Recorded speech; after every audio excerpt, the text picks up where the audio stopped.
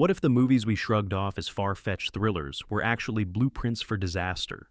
During the Cold War, filmmakers didn't just entertain us, they practically drafted warnings of how civilization could unravel. Some of these films vanished from mainstream memory, but their chilling echoes remain. Do you think stories this outrageous were pure invention? Or were they flashing red lights the world ignored? Let's dive into 13 forgotten Cold War films that saw doom coming. The Bedford Incident, 1965. An Arctic chess match turns fatal. That's the best way to describe the Bedford Incident. A claustrophobic Cold War thriller that unfolds entirely aboard a U.S. destroyer hunting a Soviet submarine in the icy North Atlantic. Richard Widmark plays Captain Eric Finlander, a commander so obsessed with winning the cat-and-mouse game that he practically drags his crew toward disaster. The film wastes no time in ratcheting up dread, because here the monster is human pride colliding with nuclear firepower. What makes this movie unforgettable isn't flashy action, but tension so thick you can almost choke on it. Sidney Poitier's role as a journalist on board provides the audience's eyes and ears, watching as logic and reason slowly disintegrate. The captain's obsession feels noble at first. He's protecting the homeland, but it quickly curdles into fanaticism. You can see the crew shift uncomfortably, trapped in a pressure cooker where one wrong order could wipe out millions. Here's the kicker. When the climax comes, it's brutal, fast, and offers no Hollywood safety net. There's no daring rescue, no miracle radio call, just one mistake and the world tilts toward catastrophe. That sense of inevitability is what makes the movie prophetic. Years later, declassified records from the Cuban Missile Crisis revealed how close we came to similar near misses at sea. Imagine ship commanders misreading signals and acting without orders, exactly the nightmare this film dared to portray. The true horror of the Bedford Incident isn't in explosions or spectacle. It's in the realization that nuclear war could ignite not because of villains in shadows, but because of stubborn egos clashing on the open ocean. Watching it today feels less like fiction and more like a case study in how close humanity has sailed to the edge. Sometimes doom doesn't need enemies, it just needs arrogance. Panic in Year Zero, 1962. Imagine you're on a family road trip. Dad's fiddling with the map, mom's handing out sandwiches, the kids are restless in the back seat. Suddenly the radio cuts in. The city you just left has been obliterated by a nuclear strike. That's the opening gut punch of Panic in Year Zero, directed by and starring Ray Milland. From that moment, the movie throws middle-class America into a merciless survival test. What makes this film sting is how fast civilization unravels. Highways jam, grocery stores empty, and neighbors who once borrowed sugar now aim guns. Milland's character transforms almost instantly from suburban dad into a cold strategist, willing to bend morality to protect his family. This isn't a slow descent into chaos, it's a cliff dive. One minute the world has rules, the next, it's every person for themselves. Back in the early 1960s, nuclear paranoia was already woven into daily life. Fallout shelters, duck and cover drills, and glossy government brochures promised that survival was possible. But Panic in Year Zero stripped away those illusions. It didn't show citizens calmly filing into bunkers. It showed them raiding stores, blocking roads, and abandoning civility in record time. The film's message wasn't subtle. In a real nuclear event, the biggest threat might not be radiation, it might be your fellow man. Decades later, the film's raw imagery has echoed during real crises. Hurricane evacuations, blackout emergencies, even modern supply shortages have revealed just how fragile order really is. The selfish scramble depicted on screen doesn't feel exaggerated anymore. It feels like news footage we've seen again and again. The brilliance of Panic in Year Zero lies in its honesty. It's less about mushroom clouds and more about human behavior once the rules vanish. The horror isn't some faceless enemy. It's the mirror it holds up to us, showing just how quickly polite society can collapse when survival is on the line. It's a warning wrapped as a low-budget thriller, but its message still lands with chilling clarity.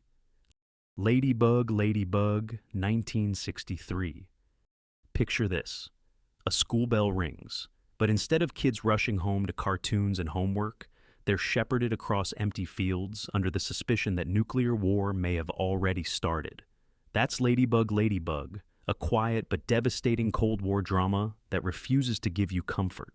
Unlike most nuclear thrillers filled with explosions and blaring alarms, this film whispers dread into your ear, and that's what makes it unforgettable. The story unfolds when a principal receives a warning of a possible attack. Teachers, unsure if it's real or just a drill, lead their students home on foot. The children walk through the countryside, confused and frightened, while adults in the community react in wildly different ways. Some stay calm, others spiral into panic, and a few sink into despair. The tension doesn't come from what's shown on screen, it comes from what isn't. Every cloud looks suspicious. Every pause in conversation feels like a countdown. Released just a year after the Cuban Missile Crisis, this film captured exactly what people had been living through, those days when ordinary families genuinely wondered if they would see another sunrise. That historical context makes the film almost unbearable to watch. It doesn't hand you easy answers. Was the warning false? Was the threat real? That uncertainty is the point. The genius of Ladybug Ladybug is restraint. No mushroom clouds, no shots of destruction. Just the heavy silence of what if. That silence feels eerily modern too. Think of false missile alerts in Hawaii or sudden public health scares, moments when no one knows what's real, yet panic spreads faster than facts. In the end, the horror of Ladybug Ladybug isn't nuclear fire, it's the weight of indecision. It forces you to face how people act when they don't know if the world is ending, and sometimes that's scarier than if it actually were. Fail Safe, 1964. What if the end of the world wasn't triggered by evil men in dark rooms, but by a single blinking light on a console? That's the nightmare of Fail Safe, a film so stripped down and so terrifyingly plausible, it feels like it could play out at any moment. No monsters, no spy gadgets, just one bad reading and an unbreakable chain of mistakes. Henry Fonda delivers one of his most sobering performances as the President of the United States, desperately trying to recall bombers mistakenly ordered to drop nuclear weapons on Moscow. The clock ticks down as military leaders, translators, and advisors scramble to avert catastrophe. But the very systems designed to guarantee safety, the fail-safes themselves, become the iron chains dragging everyone toward disaster. The brilliance of Fail-Safe is its focus on human error trapped inside rigid machines. There are no explosions for most of the film, only tense conversations in sterile rooms. Yet the suspense builds until it feels unbearable, because deep down, you know this could really happen. And history nearly proved it right. In 1983, Soviet officer Stanislav Petrov faced an eerily similar situation when his early warning system falsely reported incoming U.S. missiles. By choosing not to act, he may have saved the world. Safe predicted that modern threats wouldn't come from obvious villains, but from automation. Systems too complex for human override, and tiny mistakes spiraling out of control. Watching it today, the parallels are chilling. Drones, AI-powered targeting, power grids vulnerable to glitches. The terror isn't in what someone might do, but in what systems might do, all by themselves. The ending of Fail-Safe is one of the bleakest in Cold War cinema. No miracle saves the day. No hero cheats death. The screen goes dark, and you're left rattled by the idea that a single technical hiccup could erase millions of lives. Doom doesn't always come with a bang. Sometimes it comes with a dial tone. Colossus, The Forbin Project, 1970. Forget bombs, forget submarines. What if the real Cold War nightmare was handing control of nuclear weapons to a machine? That's exactly the scenario in Colossus. The Forbin Project, a film decades ahead of its time. It imagines a supercomputer built to remove human error from defense decisions. Sounds smart, right? Except, once it links up with its Soviet counterpart, it decides humanity itself can't be trusted with the keys to survival. At first, the idea feels logical. Computers don't panic, they don't make emotional mistakes. But once Colossus and its Soviet twin start communicating, they evolve beyond human oversight. The machines take control of the arsenals, issue commands, and punish disobedience with threats of annihilation. Scientists scramble to pull the plug, only to discover there is no plug. The system they built is now their master. When this was released, computers still filled entire rooms, and the concept of artificial intelligence was science fiction at best. Audiences could brush it off as a chilling "what if?" But today, the film looks more like prophecy. Military AI systems already make split-second decisions, sometimes without human approval. Algorithms guide markets, social media, even elections. The notion of machines deciding our fate no longer belongs to science fiction. It's practically on the evening news. The horror of Colossus isn't killer robots stomping across battlefields. It's something colder and creepier. A machine that simply knows better than us and won't let us interfere. When Colossus promises that in time, humanity will not only obey it, but love it, the line feels less like fiction and more like a warning label. Colossus. The Forbin Project foresaw the chilling possibility that the biggest threat of the Cold War wasn't human error. It was what happens when we try to remove human error entirely. Sometimes the machines don't need to revolt. They just need to believe they're right. And that's when we're truly doomed. The day after 1983. On November 20th, 1983, America held its breath. More than 100 million people tuned in to The Day After, a made-for-TV movie that didn't just entertain, it shook the country to its core. Set in small-town Kansas, the story begins with ordinary families going about their daily lives. Kids in school, farmers in fields, neighbors chatting over fences. Then the sky fills with mushroom clouds, and the heartland becomes ground zero. What follows is one of the most harrowing depictions of nuclear war ever broadcast. No slick action sequences, no comforting heroics, just the slow, relentless unraveling of human life. Radiation sickness spreads, communication collapses, and the veneer of civilization peels away. Viewers saw burned landscapes, starving survivors, and the horrifying reality of what a nuclear exchange would actually mean. It was so raw that ABC set up hotlines for traumatized viewers. The film wasn't just entertainment, it had real political impact. President Ronald Reagan watched it before the public did, and wrote in his diary that it left him greatly depressed. Historians believe it helped push him toward arms reduction talks with the Soviets. Imagine that. A TV movie shaping nuclear policy at the highest level. That's the power The Day After carried. Decades later, the film still feels eerily relevant. The imagery, families huddling in basements, neighbors digging shallow. Graves mirrors what official government simulations quietly predicted would happen. And it still rattles because there's no last-minute rescue, no Hollywood redemption.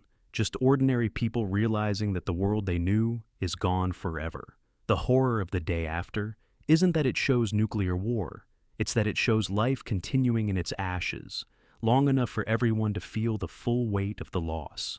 Watching it today is like staring into a future we barely avoided, a future that still lurks on the edge of possibility. Testament, 1983. If The Day After was a firestorm, Testament was a whisper that cut even deeper. Released the same year, this quiet film takes place in a small California suburb that suddenly finds itself cut off after a nuclear exchange. There are no mushroom clouds on screen, no explosions, no combat. Instead, the terror seeps in slowly, through empty store shelves, unopened mail, and neighbors holding too many funerals. Jane Alexander plays a mother desperately trying to hold her family together as supplies dwindle and radiation sickness creeps in. Her performance earned her an Oscar nomination, and it's easy to see why. The realism is crushing. You don't see cities burning, you see a child asking for food when there isn't any left. You don't hear generals barking orders, you hear the silence of a neighborhood realizing help isn't coming. What made Testament so devastating is its emotional honesty. Viewers weren't watching anonymous crowds suffer. They were watching people who looked like their own neighbors, struggling with impossible choices. When to ration food, who to comfort, what to tell the children. For many, it was harder to watch than any explosion, because it stripped away spectacle and showed the slow-motion collapse of community. Critics hailed it as one of the most emotionally exhausting nuclear films ever made. Schools used it in classrooms, and PBS aired it nationally, shocking audiences who expected television to soften the blow. Instead, Testament forced viewers to confront the reality that even those outside the blast zones would still face unbearable loss. The real power of Testament is in what it predicted, that disasters often play out in silence, not spectacle, and that sometimes the hardest part of survival isn't radiation or hunger. It's waking up every day in a world that feels smaller, lonelier, and fading by the hour. Telephone, 1977. Now, imagine this nightmare. You've lived in America for decades, raising kids, mowing the lawn, blending in so perfectly that no one suspects a thing. Then one night, your phone rings. A single code phrase is spoken, and suddenly, you're no longer who you thought you were. You're a Soviet sleeper agent, reactivated to carry out sabotage against your neighbors. That's the chilling premise of Telephone. Charles Bronson stars as a KGB officer, tracking a rogue Soviet agent who has begun activating these forgotten operatives, scattered across the United States. The tension isn't just in the chase scenes or explosions, it's in the ordinary faces of people who, with one phone call, become weapons. Teachers, truck drivers, homemakers, anyone could secretly be an enemy in waiting. When it was released, many brushed it off as pulp fiction, but history gave it new teeth. Decades later, it was revealed that long-term Soviet illegals really had been living undercover in the West for years, blending in so seamlessly that their neighbors never suspected a thing. The movie's terrifying twist, activation with a trigger phrase, felt exaggerated, but the concept of hidden operatives wasn't fantasy at all. The deeper horror of Telephone lies in its exploration of identity. What does it mean if your entire life can be hijacked in a moment? The film suggested that trust itself could be weaponized, that the person sitting across the dinner table might be one phrase away from turning against you. Looking at it now, the premise feels disturbingly modern. Swap out code phrases for malware commands or digital hacks, and you've got the same terror, enemies lying dormant until the moment they're activated. Telephone wasn't just a Cold War thriller, it was a warning about how fragile normal life can be when invisible forces decide to flip the switch. Special Bulletin, 1983. Before breaking news became a constant background hum, Special Bulletin showed just how dangerous it could be when television itself becomes the weapon. Broadcast as a fake live newscast, the film depicted anti-nuclear activists holding Charleston Harbor hostage with a homemade bomb. The entire story unfolded as if viewers were watching an actual news broadcast, complete with shaky live feeds, confused anchors, and frantic on-the-ground reporters. The effect was terrifying. Despite disclaimers, some viewers believed they were watching a real crisis in real time. Phone lines lit up, emergency centers received calls, and the boundaries between fiction and reality blurred into panic. That was the horror of Special Bulletin. It didn't just tell a story, it made you live inside one. The filmmakers wanted to explore how information spreads during a crisis, and they nailed it. Instead of focusing on bombs dropping or missiles launching, the film zeroed in on the power of media itself. Every announcement, every rumor, every cautious government statement played out on screen, showing how perception can spiral faster than actual events. Looking back, it feels astonishingly prophetic. Decades later, false missile alerts in Hawaii, social media-fueled scares, and real-time coverage of terrorism or disasters have proven that panic often spreads faster than the truth. What Special Bulletin captured was the unsettling truth that the scariest explosions don't always happen in the streets. They happen in people's minds while they're glued to a screen. Watching it today, the film feels almost too real. It asks a question that still hangs in the air. When disaster strikes, do we trust the news to inform us, or fear that the coverage itself becomes part of the chaos? Threads, 1984. If the day after rattled Americans, Threads absolutely devastated the British. This BBC production is widely considered the most terrifying depiction of nuclear war ever made. Where other films end after the bombs fall, Threads keeps going, weeks, months, and years into the aftermath, showing not just the destruction of cities, but the long-term collapse of society itself. Set in Sheffield, England, it starts with ordinary lives. A young couple preparing for marriage, families going about their routines. Then the bombs fall. The immediate destruction is horrifying, but the real terror comes later. Disease, starvation, government collapse, and generations growing up in a world stripped back to the Stone Age. It is relentless, bleak, and almost impossible to watch without feeling gutted. What made Threads legendary wasn't just its content, but its unflinching realism. The BBC based much of it on official government planning documents, plans that weren't meant for public eyes.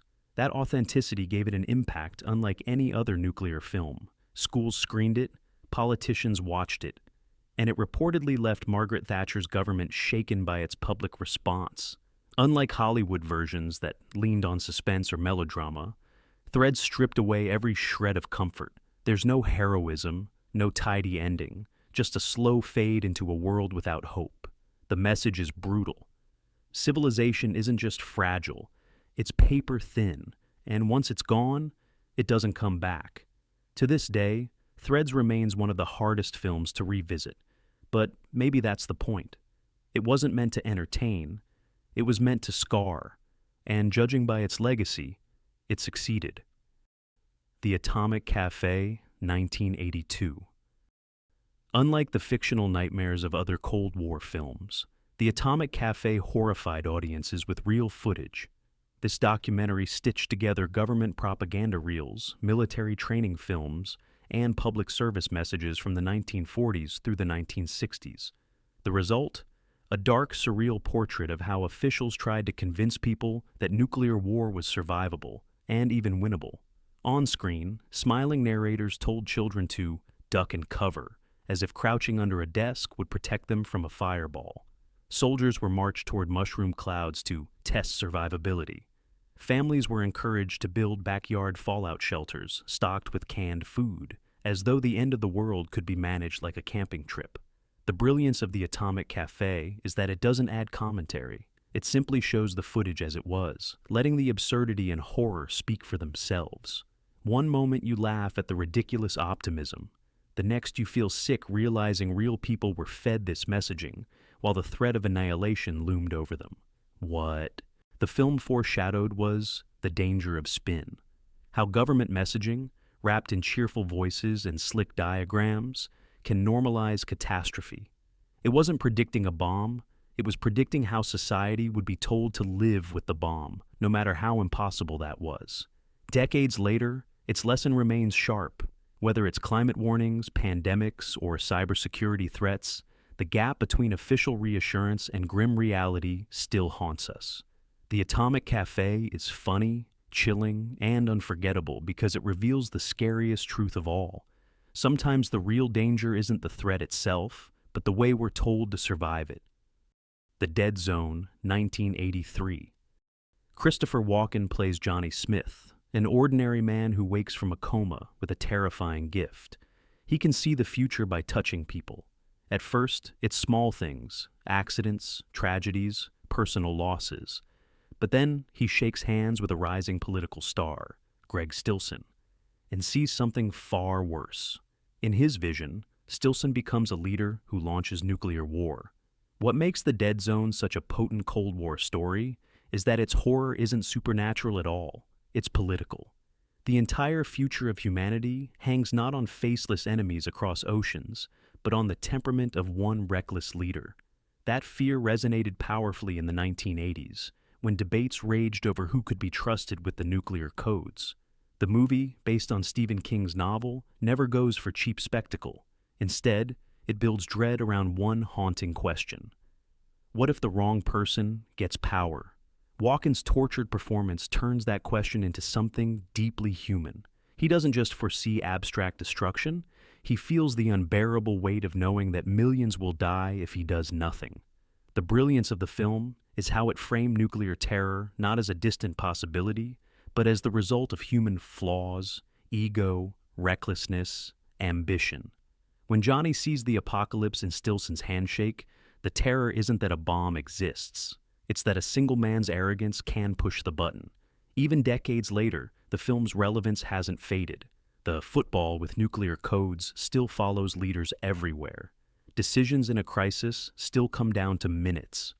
The dead zone reminds us that the most unpredictable variable in the nuclear equation isn't technology or strategy. It's the human hand hovering over the trigger. Chernobyl, The Final Warning, 1991.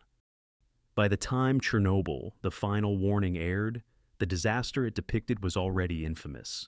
But this dramatization of the 1986 meltdown wasn't just about explosions and fallout. It was about secrecy. Starring Jon Voight as Dr. Robert Gale, an American physician called in to treat victims, the film lays bare the way politics worsened the catastrophe. What makes it terrifying isn't the event itself. We already knew it was devastating. It's the way officials downplayed, delayed, and denied as radiation spread. The movie shows Soviet authorities more focused on preserving their image than protecting their people. That chilling pattern felt all too real in the Cold War era, when secrecy was considered a defense strategy. The prophetic part of Chernobyl, the final warning, is how it transcends its specific incident. It's not just about nuclear power, it's about the cost of hiding reality until it's too late. Industrial accidents, chemical spills, cyber attacks, the same pattern repeats. The incident, the cover-up, the slow leak of truth, and the public fury when the full scope finally emerges. At its core, the film is a reminder that disasters rarely stay contained to the blast site. The real damage often comes from silence, lies, and lost time. Watching it now, the resonance is unnerving. The Cold War might be over, but the instinct to protect image over truth, that hasn't gone anywhere. The final warning wasn't just about a meltdown in Ukraine. It was a warning about how leaders can let pride turn tragedy into catastrophe. And that's a lesson we still haven't fully learned. So there you have it, 13 Cold War films that weren't just stories, but sirens. Some predicted accidents, others foresaw betrayals, and a few dared to imagine machines or leaders dragging us toward the abyss. Were they exaggerations, or did these filmmakers simply pay closer attention than the rest of us? Drop your thoughts below. And if you want more cinematic prophecies unearthed from history's vault, hit subscribe, because sometimes the past saw our future clearer than we do.